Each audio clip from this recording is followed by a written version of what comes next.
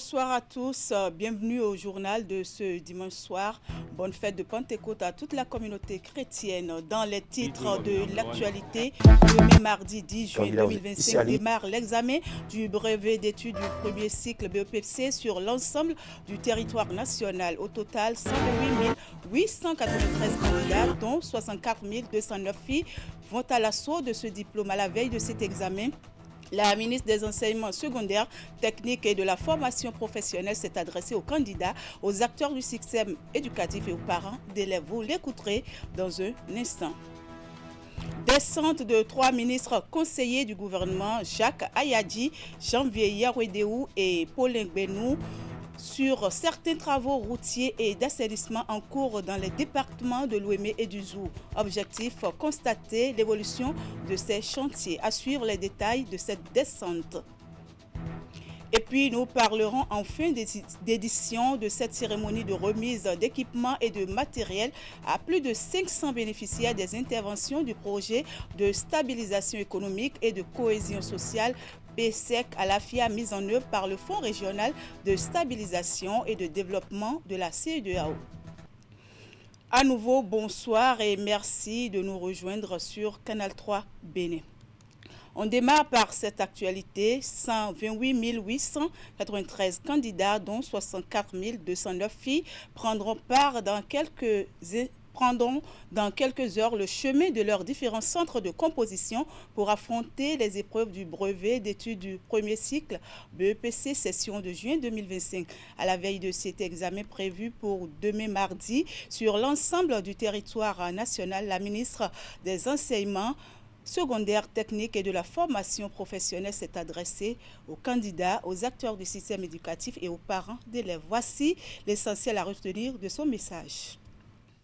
Le BEPC, depuis l'an dernier, a passé sa phase transitoire pour connaître un visage nouveau. Ainsi, nous avions, pour la première fois, expérimenté la version faisant composer tous les candidats en physique, chimie et technologie, PCT, et en deuxième langue vivante, LV2.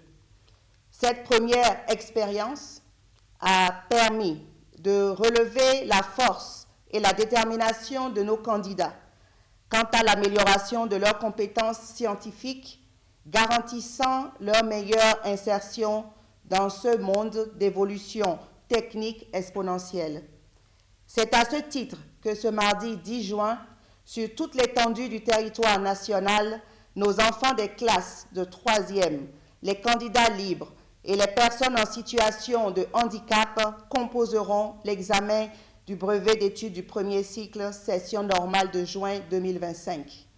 Pour la session de juin 2025, 128 893 candidats sont inscrits, dont 64 209 filles, soit 49,81% des effectifs.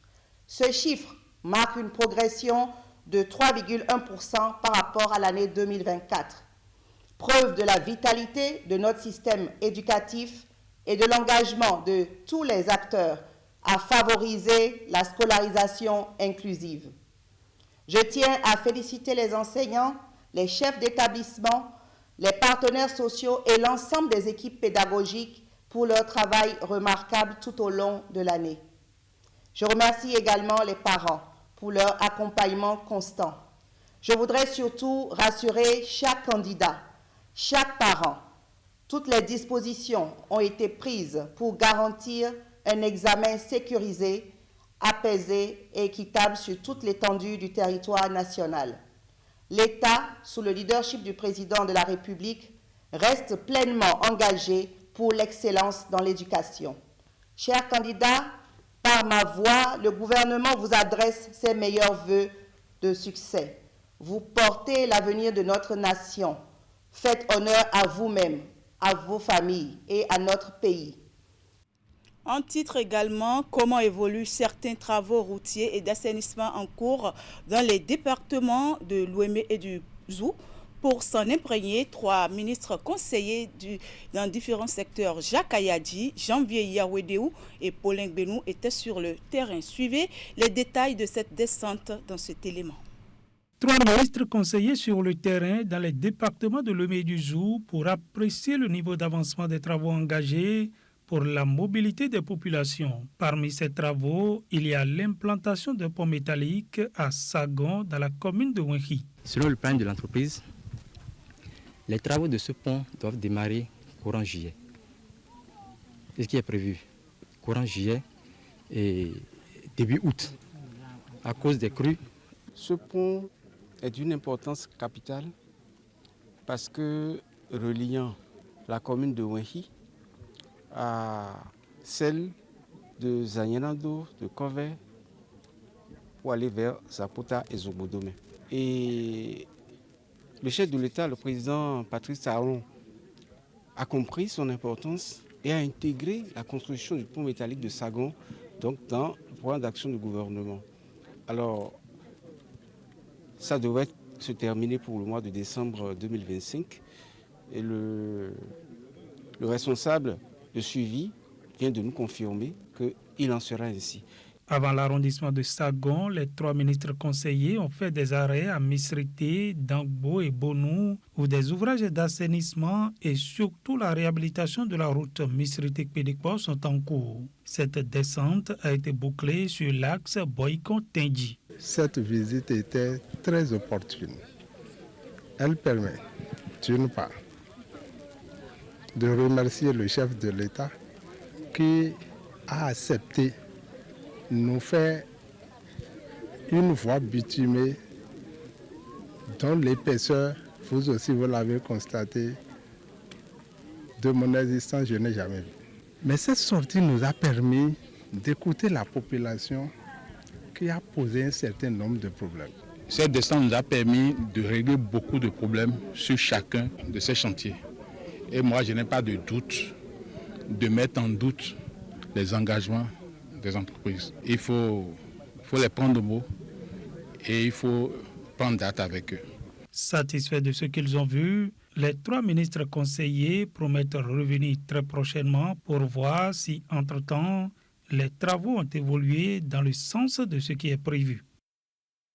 Dans l'actualité également, la commune de Kétoua a accueilli du 4 au 5 juin 2025 un dialogue communautaire sur l'impact des conflits liés à la transhumance et à l'extrémisme violent et le rôle des femmes dans la prévention et la résolution de ces conflits. C'est une initiative de la commission de la CEDEAO mise en œuvre par le réseau Paix et Sécurité des femmes de l'espace CEDEAO, Refesco, Bénin. Voici le reportage. Leaders communautaires, activistes, femmes politiques ou issus de la société civile, des communes de Tanguieta, des 2KP et de Kétou ont répondu à cette rencontre stratégique de Kétou dans le cadre du dialogue communautaire de la CEDEAO. Au cœur des échanges, le renforcement du rôle des femmes dans la prévention et la résolution des conflits en Afrique de l'Ouest et dans le cas d'espèce, les conflits liés à la transhumance et à l'extrémisme violent. Vous m'excuserez de le dire, c'est les hommes qui font la guerre, mais c'est les femmes qui font la paix. Et donc, conscients de tout cela, nous avons dit qu'il faut renforcer le rôle des femmes dans la prévention et la résolution des conflits. Nous ne devons pas être des victimes, mais nous devons être des actrices dans la prévention et aussi au niveau des tables de négociation. Donc, nous avons convoqué, comme je l'ai dit tantôt, l'expérience de Mano Rivo Union. Nous avons convoqué même l'expérience de Sun City en RDC, en République démocratique du Congo, où également c'est toujours les femmes qui ont amené les décideurs à signer un accord de paix. Il y a un impact différencié sur les femmes et les hommes en ce qui concerne ces différents conflits. Les femmes subissent beaucoup plus de violence au cours de ces conflits. Et elles jouent également un grand rôle dans la prévention de ces conflits. Mais leur rôle n'est pas reconnu. Donc c'est pour cette raison que nous sommes ici pour échanger et voir déjà les rôles qu'elles jouent, mais aussi trouver les voies et moyens pour renforcer ce rôle de prévention des conflits. Ce dialogue communautaire mis en œuvre par le réseau Paix et Sécurité des femmes dans l'espace CEDEAO, REPSFECO Bénin, est salué par les autorités de la commune de Kétou. Chères participantes et chers participants, Nous sommes très reconnaissants envers la CEDEAO qui a bien voulu choisir la commune de Kétou pour abriter la présente activité. Une paix sans les femmes est une paix incomplète et à Kétou, ce message a résonné avec force, car la CEDEAO entend davantage faire des femmes des piliers de la prévention et de la résolution des conflits liés à la transhumance et à l'extrémisme violent. Activité au Conseil économique et social, on s'intéresse à la tournée nationale entreprise depuis le 2 juin 2025 par le président de l'institution, Conrad Baguidi, et la délégation qui l'accompagne ont été accueillis le jeudi 5 juin dernier par le coordonnateur du CES Mono et l'ensemble des conseillers départementaux. C'est la quatrième étape de la tournée nationale du président du CES qui connaîtra de l'ouverture de la première session extraordinaire de la section Mono du CES et les travaux se déroule à la préfecture de Lokossa. La session a porté sur la loi organique numéro 2024-26 du 17 juin 2024 et la loi sur la chefferie traditionnelle au Bénin. Virgile Arodéon pour les détails. Prendre connaissance du programme indicatif des sessions départementales de l'année 2025, s'approprier les tests législatifs et réglementaires encadrant le fonctionnement du CES et réaliser une séance d'imprégnation des populations sur les dispositions relatives à la sauvegarde des aires culturelles ainsi qu'à la chefferie traditionnelle au Bénin. Voilà, entre autres, les points auxquels les conseillers du CES section Mono vont s'atteler au cours de cette première session extraordinaire. Vous allez donc vous approprier les sujets d'autosaisine qui vous seront proposés et qui font suite aux travaux qui ont été réalisés lors de notre tournée nationale dans l'ensemble des départements du Bénin pour recueillir les attentes de nos populations. Cette session leur offre donc l'occasion d'initier des actions d'autosaisine, notamment en ce qui concerne la faible maîtrise de l'eau, l'insuffisance du financement agricole et les conflits entre agriculteurs et éleveurs. Mais l'attraction de cette première session extraordinaire est la communication qui a été présentée au sujet de la loi sur la chefferie traditionnelle au Bénin. C'est notre image, cette loi-là. Nous devons en faire ce que nous voulons que le chefferie traditionnelle soit. Je pense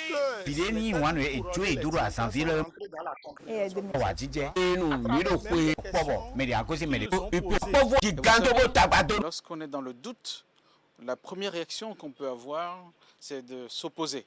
Et lorsqu'on a discuté et qu'on a compris, en général, on voit qu'une loi de la République n'est pas faite pour les uns et contre les autres. Une loi de la République, elle est faite pour toute la République. Et nous constatons une grande utilité de notre tournée pour ces 4 départements. Et c'est vraiment quelque chose qui était bien choisi. Conrad Baguidi invite les conseillers départementaux à descendre dans les arrondissements et les hameaux en vue de mettre tous les Béninois sur un pied d'égalité en ce qui concerne ce qu'il faut comprendre de la loi sur la chefferie traditionnelle au Bénin. Dans sa nouvelle structuration, le Conseil économique et social entend donner la preuve de l'utilité de son existence et être à la hauteur des attentes des populations. On reste avec le président du Conseil économique et social, Conrad Baguidi, qui poursuit sa tournée à travers les coordinations départementales de l'institution. Le mercredi 4 juin a eu lieu à Aplaroué, dans le département du Koufo, le lancement des travaux de la première session extraordinaire du CES. À l'ordre du jour, la vulgarisation de la nouvelle loi organique numéro 2024-26 du 17 juillet 2024. On retrouve Virgile Arodéon. C'est ici à Aplaroué que le président du Conseil économique et social a été accueilli pour lancer les travaux de la première session extraordinaire du CES départemental du Koufo. Une session d'importance particulière selon Conrad Baguidi parce que s'inscrivant dans le contexte de la mise en œuvre des dernières réformes qui ont donné naissance aux conseils départementaux du CES. Des conseils encadrés dans leur mission d'information, de vulgarisation et de collecte des préoccupations citoyennes par la loi organique numéro 2024-26 du 17 juillet 2024. Pendant la présente session, vous aurez à prendre connaissance du programme indicatif des sessions départementales pour l'année 2025. Faire l'appropriation des textes législatifs et réglementaires encadrant le fonctionnement du CES. Réaliser une séance d'imprégnation des populations sur les dispositions relatives à la sauvegarde des aires culturelles de notre pays et à la chefferie traditionnelle au Bénin. Ils auront également pour mission de s'approprier les sujets d'autosaisine et de collecter des informations au niveau départemental sur ces sujets en lien avec les attentes recueillies sur le terrain lors de la première tournée du Conseil économique et social. Cette session vous offre l'occasion d'initier ces actions à travers les travaux inscrits à l'ordre du jour et des communications en premier et deuxième volet viendront à compléter ces échanges. L'initiative de cette session du CES au niveau départemental s'accorde bien avec la vision du chef de l'État qui entend promouvoir un dialogue direct et une gouvernance participative en vue de renforcer l'implication des acteurs locaux dans la gestion des affaires publiques. Dans le reste de l'actualité, sachez que les jeunes étudiants membres du mouvement JAD, entendez, jeunes acteurs de développement, ont transformé le terrain de volley-ball de l'université d'Abomey-Calavi en une salle d'audience la semaine écoulée. Et cette salle d'audience de circonstance a abrité un procès fictif relatif à une affaire de harcèlement sexuel en milieu universitaire. L'initiative donnait ainsi le top des activités entrant dans le cadre du lancement du projet au tribunal du campus, projet dont l'objectif est de faire connaître à travers la parole et la mise en scène les textes de loi que les étudiants et les enseignants et bien d'autres personnes ignorent souvent. Virgile Larodéon et Henri Ganti pour Le Point. Nous ne sommes pas encore à la phase de plaidoirie. Maître Doc, je ne suis pas à la phase de plaidoirie, je suis juste en train de faire le rappel profond des faits. Prestance, tenue d'audience et éloquence, rien n'a manqué à ces jeunes étudiants, magistrats, greffiers et avocats en devenir pour offrir à la communauté estudiantine un procès fictif mais de très grande facture. Nous sommes ici au tribunal du campus qui connaît d'une affaire de harcèlement sexuel commis par un professeur Théophile sur son étudiante Vanessa. Mais au tribunal du campus est avant tout un projet porté par de jeunes acteurs de développement qui ont choisi de mettre sur la place publique une réalité souvent minimisée, mais très présente. Ce projet est né de la conviction que l'éducation, la parole et la mise en scène peuvent devenir des armes puissantes contre le silence et l'impunité. C'est une belle initiative. J'ai été agréablement surprise par la qualité des prestations. À travers ce procès imaginaire, le campus universitaire d'Abomey-Calavi devient donc un théâtre de justice symbolique et d'invite à une prise de conscience générale. Parce que quand les juristes se disent nul est censé ignorer la loi, nous on pose la question de savoir, et je l'ai posé quand j'étais en prison, qui connaît véritablement la loi? Parce que moi j'ai vu dans ce pays des hommes de droit se retrouver à répondre de faits de harcèlement sexuel, coups et blessures volontaires. Alors je me suis dit, nul n'est épargné. Donc l'objectif premier, la cible première, c'est d'abord les étudiants. Mais après il y a aussi ces enseignants, il y a toute la couche estudiantine. Finalement, le tribunal a reconnu le sieur Théophile coupable de faits de relations amoureuses réputés harcèlement sexuel. Mais pour la circonstance, il s'agit beaucoup moins de prononcer une peine d'emprisonnement que de sensibiliser et d'éveiller les consciences, estime le procureur spécial de la Criette. J'espère que nous allons pouvoir continuer à travailler ensemble pour porter ce message que beaucoup de gens ignorent, c'est que toute relation amoureuse entre un enseignant et son apprenant est proscrite par la loi. Lorsque vous êtes, on va dire en griffe, harcelé par une étudiante ou un étudiant, c'est possible. Si vous cédez, vous risquez 5 ans d'emprisonnement. Et ça, il faut le savoir, il ne faut pas le faire. Le projet au tribunal du campus est à sa première édition et compte aller bien au-delà des couches universitaires. Et puis remise d'équipements et de matériel à 540 bénéficiaires des interventions du projet de stabilisation économique et de cohésion sociale PSEC à la FIA exécuté sur financement du Fonds régional de stabilisation et de développement FRST-CEDEAO. Cet appui fait suite à diverses formations organisées à l'intention des dits bénéficiaires. L'objectif est de renforcer leur capacité et la résilience des communautés face aux divers chocs grâce aux différentes actions basées sur la production et la transformation des produits agro-silvo-pastoraux. Plus de détails avec Imet Hélène à Moussou.